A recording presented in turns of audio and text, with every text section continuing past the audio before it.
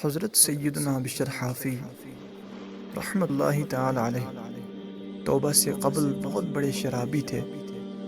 آپ رحمۃ اللہ تعالی علیہ ایک مرتبہ شراب کے نشے میں دت کہیں جا رہے تھے کہ راستے میں ایک کاغذ پر نظر پڑی جس پر بسم اللہ الرحمن الرحیم لکھا ہوا تھا۔ آپ رحمۃ اللہ تعالی علیہ نے تعظیماً اٹھا لیا اور عطر خرید کر معطر کیا، پھر اسے ایک بلند جگہ ادب کے ساتھ رکھ دیا۔ اسی رات ایک بزرگ رحمۃ اللہ تعالی علیہ نے خواب میں سنا کہ کوئی کہہ رہا ہے، جاؤ بشر سے کہہ دو کہ تم نے ہمارے نام کو معطر کیا، اس کی تعظیم کی اور اسے بلند جگہ پر رکھا، ہم بھی تمہیں پاک کر دیں گے۔ ان بزرگ رحمۃ اللہ تعالی علیہ نے دل میں سوچا کہ بشر تو شرابی ہے، شاید مجھے غلط فہمی ہوئی ہے۔ چنانچہ انہوں نے وضو کیا، نفل پڑھے اور پھر سو گئے۔ دوسری اور تیسری بار یہی خواب دیکھا اور یہ بھی سنا کہ ہمارا پیغام بشر ہی کی طرف ہے، جاؤ انہیں ہمارا پیغام پہنچا دو۔ چنانچہ وہ بزرگ رحمۃ اللہ تعالی علیہ حضرت بشر رحمۃ اللہ تعالی علیہ کی تلاش میں نکل پڑے۔ ان کو پتہ چلا کہ بشر ابھی شراب کی محفل میں ہیں۔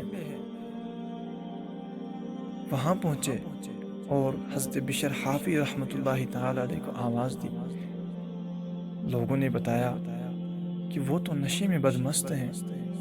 انہوں نے کہا، انہیں جا کر کسی طرح سے بتا دو کہ ایک آدمی آپ کے نام کوئی پیغام لایا ہے اور وہ باہر کھڑا ہے۔ کسی نے جا کر اندر خبر دے دی۔ حضرت سیدنا بشر حافی رحمۃ اللہ تعالی علیہ نے فرمایا، اس سے پوچھو کہ کس کا پیغام لایا ہے۔ دریافت کرنے کے بعد وہ بزرگ فرماتے ہیں کہ اللہ عز و جل کا پیغام لایا ہوں۔ جب آپ رحمۃ اللہ علیہ کو یہ بات بتائی گئی تو جھوم اٹھے اور فوراً ننگے پاؤں باہر تشریف لائے۔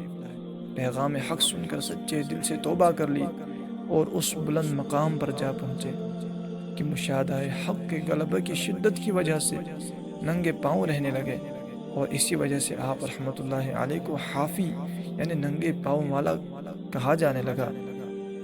یہاں تک کہ کہا جاتا ہے کہ آپ ہمیشہ ننگے پاؤں چلا پھرا کرتے تھے، اور جب تک بغداد شریف میں آپ رحمۃ اللہ علیہ حیات رہے کسی چوپائے نے راستے میں کبھی گوبر نہ کیا، اور وہ صرف اس ادب کی وجہ سے کہ اللہ کے ولی حضرت سیدنا بشر حافی رحمۃ اللہ تعالی علیہ یہاں سے ننگے پاؤں چلتے پھرتے ہیں۔